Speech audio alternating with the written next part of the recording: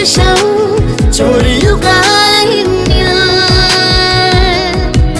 നിന്നാശിഷം ചൊരിയുക എന്നിൽ.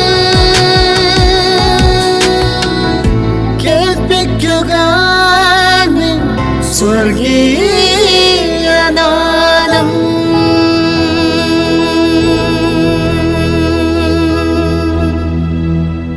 സ്വർഗീയനാദം ശ്രവിക്കുന്ന എല്ലാ മാന്യ സ്നേഹിതർക്കും ദൈവനാമത്തിലുള്ള സ്നേഹവന്ദനങ്ങൾ അറിയിക്കുന്നു. ഇന്ന് രാവിലെ ദൈവസന്നിധിയിലേക്ക് അടുത്തു വരുവാൻ ദൈവം നമ്മെ അനുവദിക്കുന്നതിനായി ദൈവത്തിന് നന്ദി പറയാം.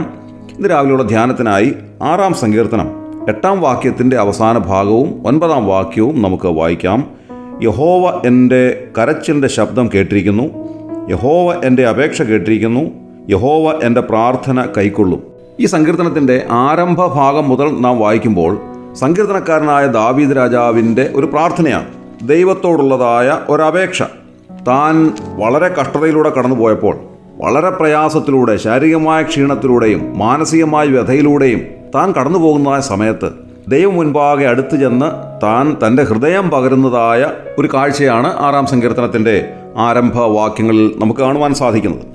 താൻ അനുഭവിച്ച രോഗാവസ്ഥയും ക്ഷീണാവസ്ഥയും എത്രമാത്രം കഠിനതരമായിരുന്നു എന്നുള്ളത് ഈ വാക്യങ്ങൾ വായിക്കുമ്പോൾ നമുക്ക് ബോധ്യപ്പെടുന്നതാണ്. ഉദാഹരണമായി 2-ാം വാക്യത്തിൽ താൻ പറയുകയാണ്, യഹോവേ ഞാൻ തളർന്നിരിക്കുന്നു, എന്നോട് കരുണയുണ്ടാകണമേ. യഹോവേ എൻ്റെ അസ്ഥികൾ ഭ്രമിച്ചിരിക്കുന്നു, എന്നെ സൗഖ്യമാക്കണമേ. എൻ്റെ പ്രാണനും അത്യന്തം ഭ്രമിച്ചിരിക്കുന്നു. മാത്രമല്ല 6-ാം വാക്യത്തിൽ കാണുന്നത്, എൻ്റെ ഞരക്കം കൊണ്ട് ഞാൻ തകർന്നിരിക്കുന്നു, രാത്രി മുഴുവനും എൻ്റെ കിടക്കയെ ഒഴുക്കുന്നു. കണ്ണുനീർ കൊണ്ട് ഞാൻ എൻ്റെ കട്ടിലിനെ നനയ്ക്കുന്നു, ദുഃഖം കൊണ്ട് എൻ്റെ കണ്ണ് കുഴിഞ്ഞിരിക്കുന്നു. അങ്ങനെ താൻ അനുഭവിച്ച കഷ്ടതയുടെ ഏറ്റവും പാരമ്യതയിൽ എത്തി നിൽക്കുന്നതായ ഒരു അവസരത്തിലാണ് താൻ ദൈവസന്നിധിയിൽ വന്ന് ഈ കാര്യങ്ങളൊക്കെ പറയുന്നത്, പ്രാർത്ഥിക്കുന്നത്, അപേക്ഷിക്കുന്നത് എന്ന് കാണുവാൻ സാധിക്കും.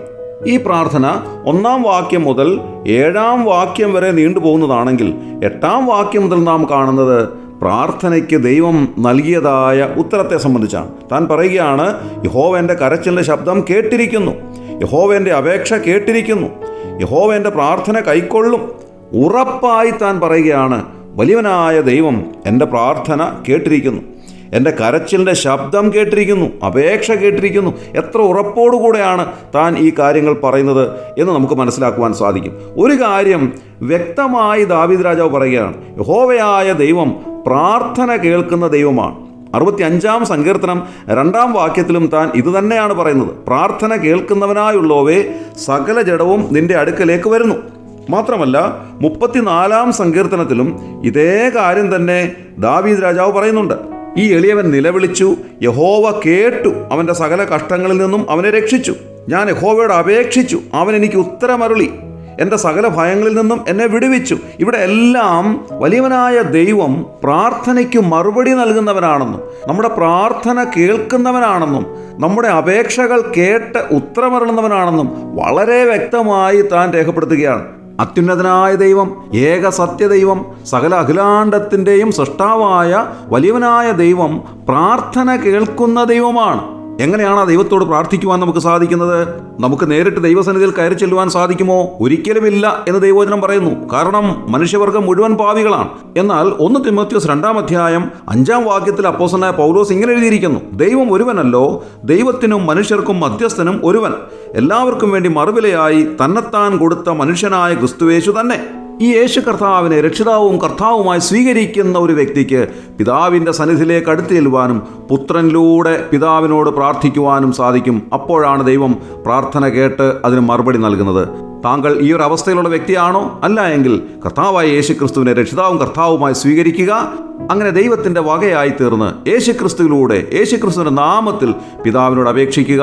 വലിയവനായ ദൈവം നിങ്ങളുടെ പ്രാർത്ഥന കേട്ട് ഉത്തരമരുളും. നമ്മുടെ കണ്ണുകളെ അടയ്ക്കാം, പ്രാർത്ഥിക്കാം. ക്രിസ്തുയേശുവിലൂടെ അതിവാത്സല്യമായി ഞങ്ങളെ സ്നേഹിക്കുന്ന സ്വർഗീയ പിതാവാണ് നല്ല ദൈവമേ, ഈ അനുഗ്രഹമായ സമയത്തിനായി ഞങ്ങൾ നന്ദിയോടെ സ്തോത്രം ചെയ്യുന്നു. അവിടുത്തെ പുത്രനും ഞങ്ങളുടെ കർത്താവും രക്ഷിതാവുമായ യേശുക്രിസ്തുവിലൂടെ അവിടുത്തെ സന്നിധിയിലേക്ക് അടുത്തു വരുവാനും അങ്ങയോട് പ്രാർത്ഥിപ്പാനും ഞങ്ങൾക്ക് അനുവാദം നൽകിയിരിക്കാൻ ഞങ്ങൾ നന്ദിയോടെ സ്തുതിക്കുന്നു. കർത്താവ്, ഇതുവരെയും ആ ഒരു നിലയിലേക്ക് കടന്നു വരാത്തവരാരെങ്കിലും ഈ വചനം കേട്ടുവെങ്കിൽ അവരുടെ ഹൃദയത്തിൽ അവിടുന്ന് പ്രവർത്തിച്ച് ഇപ്പോൾ തന്നെ യേശുക്രിസ്തുവിനെ രക്ഷിതാവും കർത്താവുമായി സ്വീകരിക്കുവാൻ അവരെ ഇടയാക്കണമെന്ന് പ്രാർത്ഥിക്കുന്നു. ഞങ്ങളുടെ പ്രാർത്ഥന കേട്ടതിനായി സ്തോത്രം, ഞങ്ങളെ അനുഗ്രഹിക്കുന്നതിനായി സ്തോത്രം.